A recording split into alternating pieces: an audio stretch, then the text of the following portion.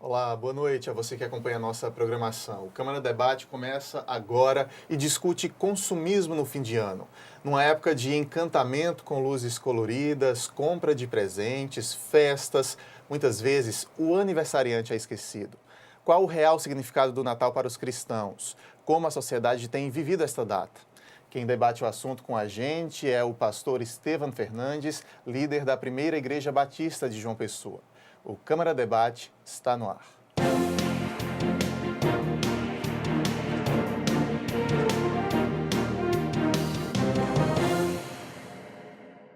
Muito bem-vindo a você de casa, bem-vindo ao nosso Câmara Debate. Pastor Estevam, para a gente é uma satisfação tê-lo aqui. Seja muito bem-vindo também, boa noite. Tá bom, prazer lá eu estar com você, estar com esse grande e imenso público da TV Câmara, que aliás é uma das mais vistas de uma pessoa. Né? Para mim, uma alegria, um orgulho, um prazer muito grande. A gente que agradece. Pastor, o consumismo de fato rouba as atenções do real significado do Natal? Olha, e como rouba? Na verdade, Lael, o consumismo é a religião contemporânea. Não é? Os templos contemporâneos dessa religião são os shopping. O shopping é um templo, onde todo mundo vai prestar culto ao Deus consumo, não é? Ao Deus mamon, ao dinheiro. E esses templos pós-modernos, concentrando multidões nessa época do ano, não somente roubam a cena, mas também colocam Jesus na periferia. Quer dizer, a ideia não é Papai do céu, mas é Papai Noel. E aí o Natal perde o sentido e vira apenas uma festa de compra de presentes e secular como uma outra qualquer. Há um consumismo necessário, nós vivemos numa economia capitalista, nossa economia vive disso. O grande problema aí é esquecer, né, o sentido verdadeiro, né, para os cristãos dessa data. O problema, Lael, é quando o consumismo passa a ser a razão de viver, uma espécie de paranoia social, de neurose individual. Eu tenho que comprar, eu tenho que ter e tenho que ter o que eu já tenho. Imagina, eu tenho que comprar o que eu já possuo, senão não é Natal. Na verdade, é uma doença social própria do capitalismo, mas nessa época fica exacerbada. É uma doença quase que ocidentalizada, uma epidemia, na verdade, uma pandemia, o consumo contemporâneo. Eu comentava com o senhor antes do programa começar que eu recebi um vídeo hoje no meu celular que dentro de um shopping haviam filas para olhar o Papai Noel, tirar uma foto com ele. E uma criancinha, um menininho puxava a roupa de uma senhora e dizia, onde é a fila para ver Jesus? Né?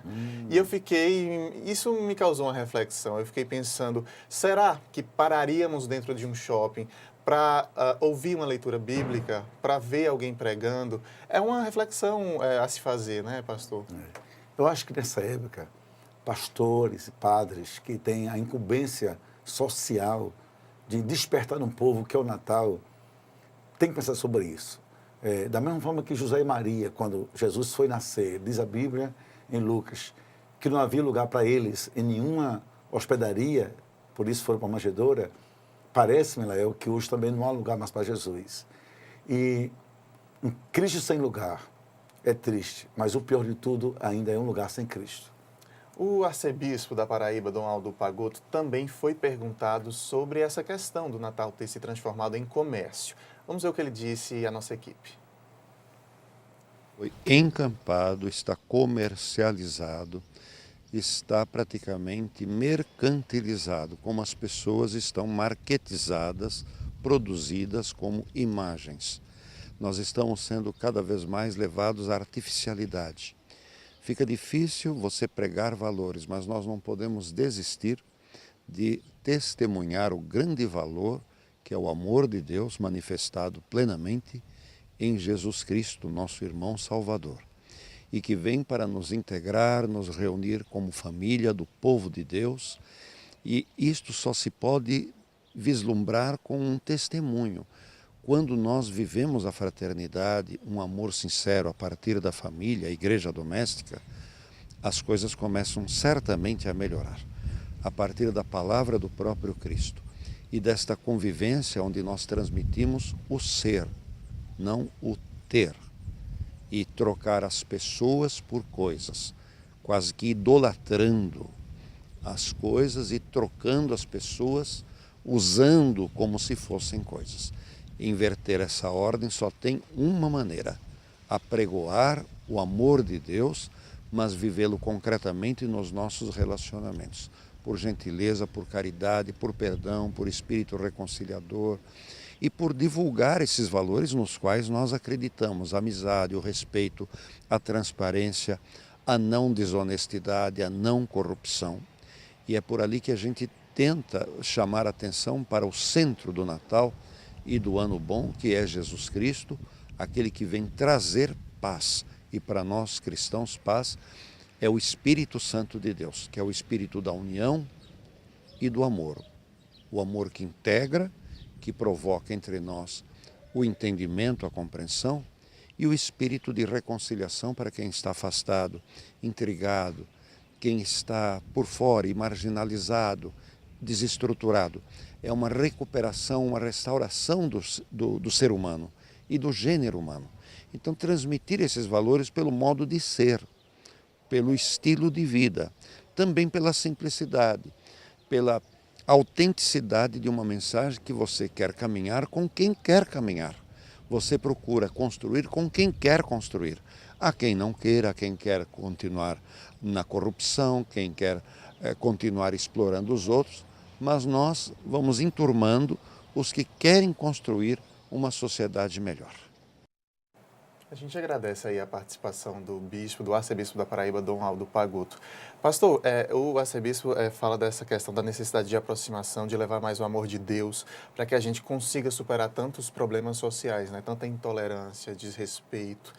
Qual o tamanho do desafio hoje das religiões, das igrejas, de se aproximar desse cristão que coloca desculpa na vida do século XXI, na vida corrida, na vida que não se para mais para nada e acaba não indo à igreja, acaba não reservando um período do dia para uma oração? Como é que se chega nesse cristão? Que desafio é esse que vocês têm? Sabe, Léo, a gente vive hoje também um mal social chamado secularismo, né? E o que é o secularismo? É um estilo de vida que dispensa a Deus. Deus tornou-se apenas um detalhe e não mais a essência. A gente ama as coisas e não ama mais a Deus. Então, o desafio das religiões central é despertar no ser humano uma consciência de que Deus é tudo. Nós somos passageiros, somos efêmeros, somos tão pequenos que sem Deus a vida é apenas um tempo coisificado.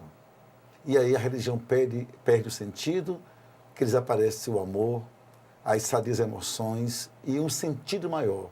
Viver para Deus, viver para o próximo e não viver só para si, comprando, acumulando e consumindo. Há uma influência midiática nesse crescimento do consumismo exacerbado? E eu queria uma análise do senhor, porque é muito comum a gente observar que as pessoas querem o cabelo de tal atriz, o carro de tal cantor, né? A TV, principalmente, que é um grande veículo de massa, acaba tendo essa influência. Queria que o senhor fizesse uma análise sobre essa influência midiática. Há um sociólogo francês chamado Michel Maffezoli. Esse sociólogo cunhou esse tempo nosso da sociedade da imagem e do espetáculo. Isso é o mundo midiático onde o que vale é a imagem. E a imagem é tudo. Isso destrói na gente uma busca da essência. Destrói em nós a busca de relacionamentos. E desperta em nós uma neurose e profundamente maligna e malévola, que é mostrar-se, mostrar que tem, viver da aparência, mostrar a cara, ainda que esconda o coração. Aí você vê pessoas que a gente se depara assim, onde o cuidado com a estética e com a aparência é tão grande que esquece que são gente, que são mães, pais, homens e mulheres, são humanos. E isso empobrece a vida. Isso, infelizmente, Lael, também entra nas religiões. Quer dizer, hoje muitas igrejas transformam cultos em espetáculos, fiéis em auditório, não é? E altares em palcos. E a gente acaba representando uma cultura muito pobre. E quando a principal é redescobrir em si Deus. E a vida é mais que um espetáculo. A vida é um desafio. A vida é bonita, mas é bonita quando a gente tem Deus dentro dela. Aliás, Deus é a vida, Deus é tudo. O senhor apontaria fatores, pastor Estevam, para a situação que chegamos, para essa supervalorização ao material? É tão fácil alguém olhar para o outro e respeitá-lo mais ou menos carro que ele tem, pela casa que ele tem, pelo cargo social que ele ocupa. Existem fatores porque a nossa sociedade chegou a esse ponto? Sabe lá, muitos fatores, né? Eu acho que os sociólogos pensam muito sobre isso, debruçam, sobretudo os de linha social, e também psicólogos. Um dos fatores é, digamos, a hegemonia da cultura americana, do modo americano de viver, que a gente chama de a americanização do mundo, ou a ocidentalização do mundo. Então, o homem do Ocidente é um homem compulsivo pelo ter, pelo possuir, porque isso é próprio do capitalismo. Geração pós geração. Então, chegamos a um ponto em que isso foi de tal forma, né, potencializado que hoje só se sente alguém quem tem e quem tem para mostrar. Então, o importante hoje não é ter um carro, é mostrar o carro que se tem. Não é ter uma esposa bonita ou um corpo bonito, é mostrar o corpo que se tem. Não é ter, digamos, algo que lhe faça, que seja útil, mas é mostrar-se para um público.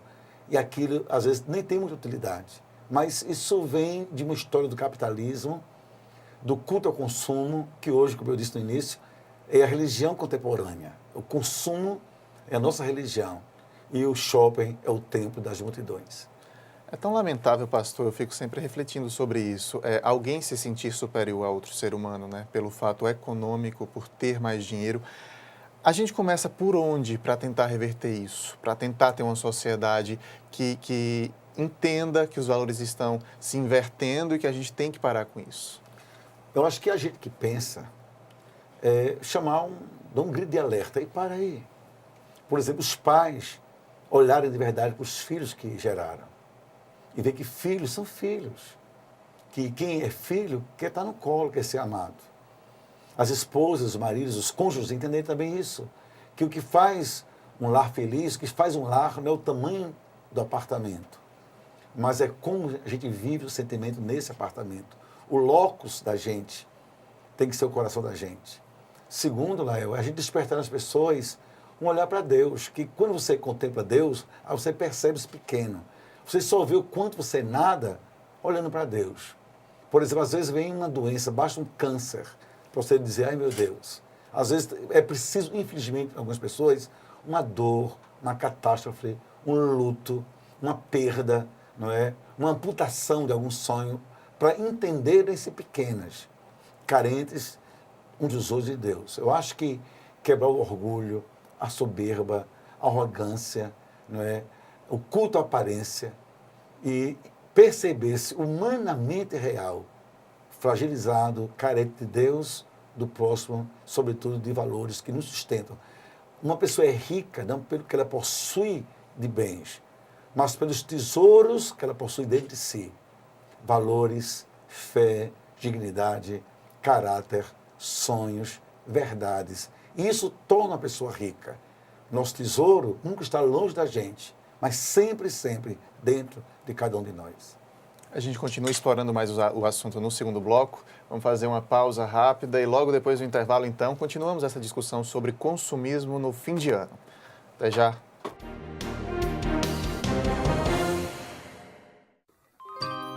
Essa é a nossa história. São lugares e monumentos para serem admirados. Vamos defender nosso patrimônio e manter essa memória viva. Essa é a nossa cidade. São praias e espaços verdes para curtir a natureza. Com a Câmara Municipal, vamos cuidar e preservar nossas belas paisagens. Se João Pessoa é o seu lugar, junte-se a nós. E vamos espalhar cuidados por aí. João Pessoa é o nosso lugar e a gente cuida. Você fica constrangido quando encontra uma pessoa com deficiência? Então, está na hora de mudar. Deficiência não é doença e essas dicas são para você. Ao encontrar uma pessoa cega, toque em seu braço e se apresente antes de começar a conversa. Para caminhar, coloque a mão da pessoa cega no seu ombro ou no cotovelo dobrado. Deixe que ela acompanhe o seu corpo e avise com antecedência sobre a existência de barreiras. Nunca faça carinho ou dê alimentos ao cão-guia. Ele está trabalhando para o cego e não pode ser distraído. O cão-guia também pode entrar em qualquer ambiente público. É um direito garantido por lei. Cidadania é saber conviver com as diferenças.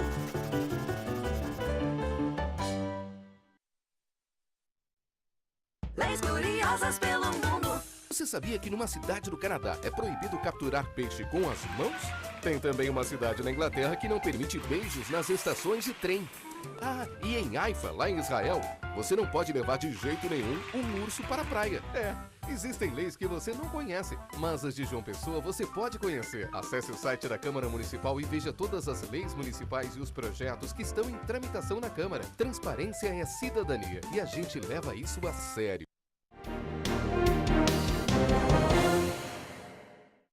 O Câmara Debate está de volta, hoje discutindo consumismo no fim de ano. Época em que muita gente esquece o real significado do Natal e das confraternizações com família e amigos.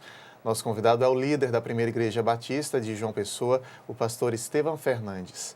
Pastor, o senhor vinha falando no fim do primeiro bloco da necessidade de abandonarmos esse culto exacerbado pela aparência, pelos bens materiais. Isso teria que começar de criança? E eu lhe faço essa pergunta para a gente entender como a nossa criança, como os filhos hoje, já devem crescer com noções de religiosidade, de quem foi Cristo na passagem aqui pelo nosso planeta. Seria lá o ideal, mas vamos ser bem sinceros. Hoje, o que os lares menos ensinam aos filhos é sobre Deus. Primeiro, pais ausentes. Segundo, lares secularizados, onde toda essa cultura contemporânea de performance, de estética, de visualização do que é exterior é dominante. Você vê mães que pegam meninas de 5 anos, 6, já tratam como se fossem moças adultas, né? Segundo, a gente vê também que as crianças vivem num contexto secularizado. Eu quero fazer uma pergunta. Que filho hoje tem a alegria de ver seus pais no domingo indo para a igreja? Você sabe quantos? Ou até que filhos veem em casa os pais orando em casa? Que filhos têm contato com a Bíblia em casa? Muito poucos. Os pais parecem ter vergonha disso. Então, a família é um laboratório de vida. A gente é gestado, a gente é formatado no ser da família. Mas quando a família falha, a sociedade lá na frente também distorce, perverte, corrompe e, sobretudo, altera padrões que Deus tem para a gente a partir dentro de casa. Terceiro, eu acho, Lael, que esse processo de secularização é reversível. Isso é até profético. Não há como você pensar um mundo melhor com Deus do lado de fora desse mundo. Não há como pensar. Imagina chegar a uma situação em que há de se clamar para Deus.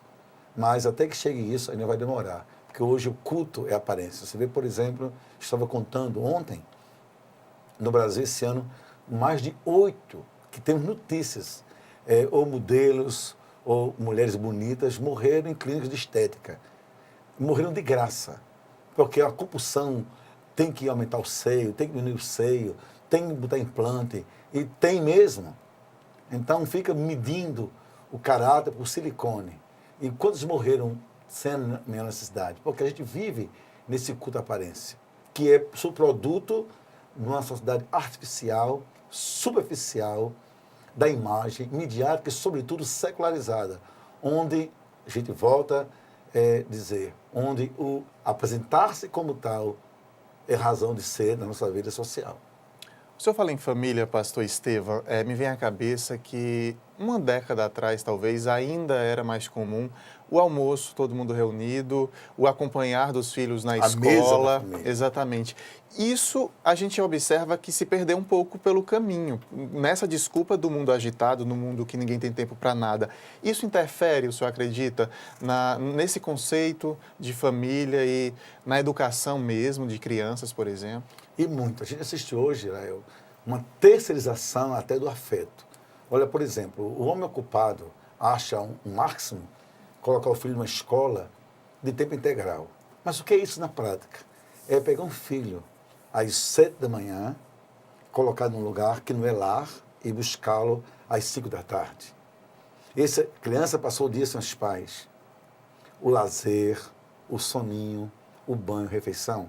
Os pais acham isso o máximo, mas não têm ideia do dano que isso causa à psique, à formação da criança, do que é família, do que é lar. Então, por a gente não ter tempo, a gente terceiriza a educação, o tempo, tem uma babá, e agora até o afeto. É uma tia na escola que bota no colo, que dá um cheiro, que faz um elogio. E quando a criança volta, o pai chegou do trabalho cansado, o pai chegou aos pedaços, a mãe do consultório, a mãe de uma loja, e aí dormir. Então, essa geração, digamos, despatriada da sua própria casa, vai nos custar caro no futuro. E muito caro. Porque nada substitui o afeto. O carinho é como um homem, lá é o iludido, que acha que uma mulher feliz é aquela que ele pode dar roupas de grife, joias caras, e um bom status social. É claro que toda pessoa, e mulher sobretudo, gosta dessas coisas. Mas o que faz uma mulher feliz não é as joias que ela tem, nem onde ela mora. É se ela for ou não uma mulher bem amada. Toda pessoa bem amada é uma pessoa feliz.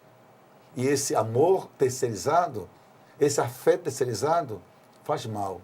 É ilusão. É um cuidado, na verdade, é um descuidado travestido de aparente cuidado paterno. Pastor, ainda sobre família, né? A discussão recente, inclusive na Câmara Federal, levantou polêmica dos os chamados novos conceitos de família. A gente sabe que tem pais solteiros, tem mães solteiras, ou 2 homens e 2 mulheres. Há espaço no cristianismo e são considerados famílias todas essas formas? Alguns sim, outras não. Por exemplo, a gente vive hoje, que a gente chama, um negócio sociológico, de novas configurações familiares. Pessoas divorciadas, que moram sozinhas, pessoas que ficaram viúvas e decidiram não ter mais companheiro ou companheira, acharam melhor morar só. Rapazes e moças que saem de cidade pequena, vão para centros urbanos, vivem sozinhas, e traz um irmão, uma família. Isso é verdade, isso é reversível. E é família mesmo, embora vivendo com amputações. Agora, biblicamente, à luz da revelação do Novo Testamento, que formata a nossa fé cristã, a gente não considera casal, no sentido cristão da palavra 2 homens juntos ou 2 mulheres juntas. A gente respeita a opção deles. Como não respeitar? Mas família é a partir do gênero masculino e feminino. A Bíblia diz, deixará o homem, seu pai, sua mãe, vai se unir à sua mulher, e os 2 vão ser uma só carne. Isso é definido na biologia, na fisiologia, não é? E na forma natural de ser. Naturalmente, você tem um homem e mulher. Você tem a genética, você tem a procriação, tem a química, os hormônios. Agora, quando você quer mudar isso, você pode até mudar, mas não pode chamar de família do ponto de vista de Deus. Por isso, é estranha a Bíblia, essa forma de querer ser família, sem respeitar os princípios bíblicos desde a criação dos tempos. O senhor acha, então, que há um afastamento deste cidadão de não procurar, então, uma igreja cristã? Não, eu acho que essas pessoas, elas vão se ajustando assim. A sociedade de hoje, ela é plural. Então, ela tem seus nichos, elas têm seus ninhos, seus espaços, e quando eles não existem, as pessoas criam. Então, vai chegar um tempo de você ter igrejas, não é? Para acomodar essas pessoas. Ou porque vai surgir algum padre ou algum pastor, tudo isso entre aspas, que cria esse tipo de igreja, ou elas mesmas vão criar e vão dizer, vamos criar nosso espaço, e a gente vai entendendo, porque o mundo plural tem que caber todo mundo. E, por exemplo, a gente nunca imaginou cidades como Rio, São Paulo, Nova York, Paris, que o maior evento público seja a marcha gay, mas existe porque os gays estão aí, você vai respeitá-los e não pode negá-los. Então, eles criam seus espaços. Também vão criar um dia as igrejas de gays. Isso é inexorável. Agora, conquanto que isso exista, isso não quer dizer que nós entendamos que a família assim constituída seja uma família biblicamente fundamentada e que tenha a bênção do cristianismo. Pastor, na necessidade de termos uma sociedade mais justa, de estarmos unidos, né, lutando por tantos problemas que a gente já citou, tanta intolerância que tem na nossa sociedade, tanto consumismo exagerado, eu vejo aí a necessidade de uma união entre religiões, entre líderes.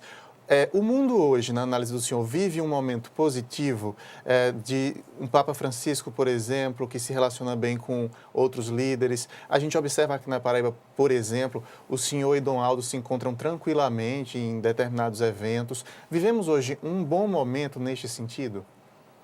Claro, eu acho que o mundo de hoje, ele rejeita qualquer postura de intolerância, né, de discriminação, de desrespeito. E a intolerância, digamos, é algo estranho à mente contemporânea. Então, por que não? Não é? A gente tem que viver criando pontes e não muralhas. Então, a gente tem que dialogar e a gente tem que buscar aquilo que a gente tem em essência de comum e não a gente se esconder atrás de diferenças. Então, a gente tem que pensar o mundo assim, onde pastores, padres, rabinos, né, gurus, líderes, têm suas bandeiras comuns. E quando você luta pela vida humana, a liberdade humana, a dignidade humana, né, a paz, você tem que saber que são bandeiras fundamentais para o bom viver humano. Por exemplo, quando eu disse a você no bloco anterior, a gente analisa, eu sou um pastor. A forma de um pastor pensar o mundo é uma forma teologicamente construída a partir da revelação bíblica. Porque a teologia, digamos, é o conteúdo das mensagens pastorais, né, e cristãs. E a Bíblia é o nosso fundamento. Mas isso não quer dizer que eu não respeito quem pensa diferente. Eu respeito. Então, eu respeito os gays, respeito os católicos, respeito os judeus, os muçulmanos. Eu respeito. Eu entendo que há diferenças, não é, necessárias, mas isso não me fará nunca, digamos, desrespeitá-los. Mas também eu quero que me respeitem, que eu possa colocar também minhas verdades cristãs, aquilo que eu creio, que eu penso. No mundo plural, por que é que eu não posso dizer que eu penso sim, que eu penso não? A gente está caminhando para o fim do programa, a gente tem uma mensagem também que o Dom Aldo gravou para a gente refletir nesse fim de ano. Vamos então assistir a mensagem do arcebispo da Paraíba e na sequência a gente acompanha então a mensagem do pastor Estevão Fernandes. Vamos ver. A todos nós que fazemos a família Câmara, todos nós que somos concidadãos, eu uso uma palavra concidadania, de coração, construtivamente, de modo entusiástico e espontâneo, acreditem, um santo Natal e um próspero 2015. Nós vamos ter um 2015 muito difícil na questão econômica, administrativa, na questão de poder recuperar prejuízos imensos, desfalques no erário. A vida vai se arrochar. Mas nós não vamos desanimar, nós vamos fazer parte das soluções. Nós vamos unir e integrar forças, mesmo na nossa pobreza, na nossa carência, a somatória nos faz ricos em fraternidade, em querença, em amor, em dedicação, em espírito de sacrifício. É o que eu desejo, colocando-me também como parceiro que garimpa dias melhores para todos com um beijo no coração. Agradeço novamente a participação do Dom Aldo. Dom Aldo fala de um 2015 desafiador. O que a gente tem lido e assistido no telejornal é o que deve vir por aí mesmo. E aí eu quero que o senhor deixe sua mensagem também para que possamos refletir, pastor Estevão, nesse fim de ano e nesse início de 2015. 2014 foi muito difícil. O Brasil acaba 2014 mergulhado numa lama podre de corrupção, que envolve N órgãos do governo federal, envolve N líderes políticos nacionais, envolve uma empresa como a Petrobras. Que vergonha, que vergonha. Então a gente sabe que vai ser difícil, uma economia cambaleando, a inflação mostrando as caras. Mas a gente tem que ter esperança. Esperança é o combustível da vida. Qual é a minha mensagem? Primeiro, que nesse Natal você tire da sala Papai Noel e bote o Papai do Céu. Bote Jesus, o Emmanuel, Deus conosco. E viva para Ele o Natal. Ore, louve, agradeça e sirva a Ele. Segundo, que você plante no coração 3 coisas. Plante esperança, plante fé, plante louvor. A esperança move o mundo. A fé transpõe montanhas. O louvor liberta a gente por dentro. E lembre-se, O mundo não muda, a vida, porque muda o calendário. A vida muda quando a gente muda por dentro. São as mudanças na alma que orientam e possibilitam uma vida realmente melhor. Deus abençoe sua família, abençoe seu lar, sua vida e tenha em Jesus Cristo um santo e lindo Natal e um ano novo. De janeiro a dezembro, realmente abençoado por Deus. Quando Deus abençoa, Deus garante e a gente prospera. Deus abençoe a todos.